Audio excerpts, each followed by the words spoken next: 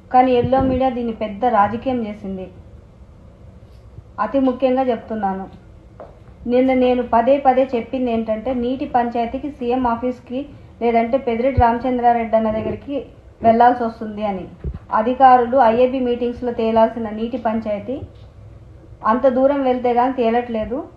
ఇలా నీళ్లు అధికారికంగా రావాల్సింది రాకుండా నా ముందు పాలించిన ఎమ్మెల్యేలు వదిలేశారని, అంటే మా నియోజకవర్గంలో పాలించిన ఎమ్మెల్యేలు వదిలేశారని అధికారులు వాళ్ళ మాటలతో వాళ్లే చెప్పారు.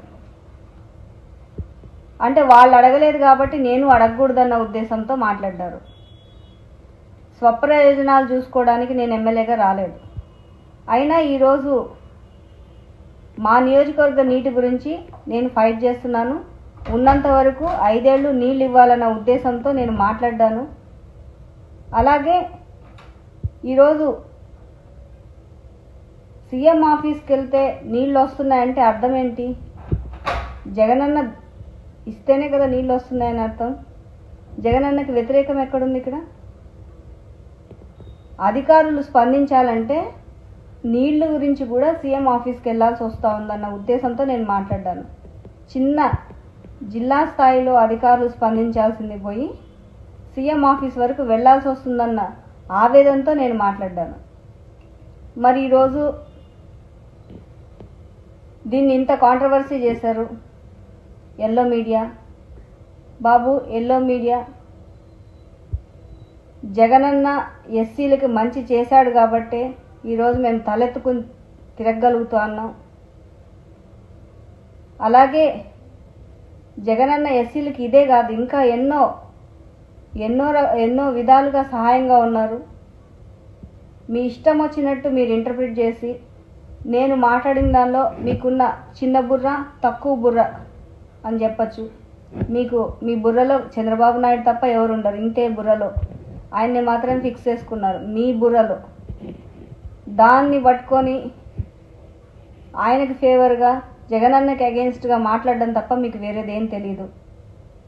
కానీ జగనన్న ఎస్సీలకి ఎంతో మేలు చేశాడు. అసలు ఒక ఎస్సీ మహిళని హోంమంత్రిని చేశారు. ఎస్సీలు ఎవరు మర్చిపోని విధంగా ఈరోజు మన రాష్ట్రంలో పాలన జరుగుతూ ఉంది.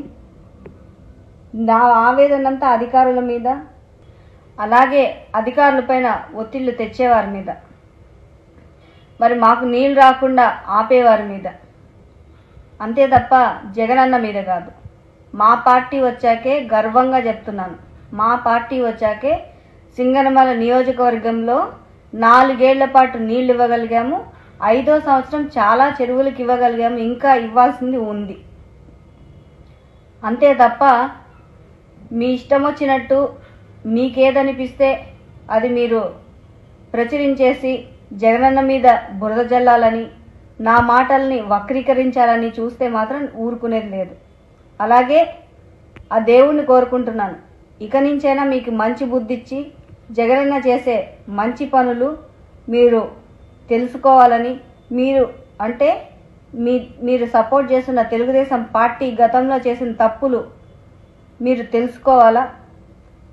అంతేగాని ఊరికే ఎదుటివాడి మీద బురద జల్లేస్తే, ఎదుటి వాళ్ళని ఏదో ఒకటి చేసేస్తే, ఏదో ఒకటి అనేస్తే, 10 మందికి ప్రచారం చేసేస్తే దానివల్ల మీరు ఏదో బాగుపడిపోతారని మాత్రం అనుకోవద్దు.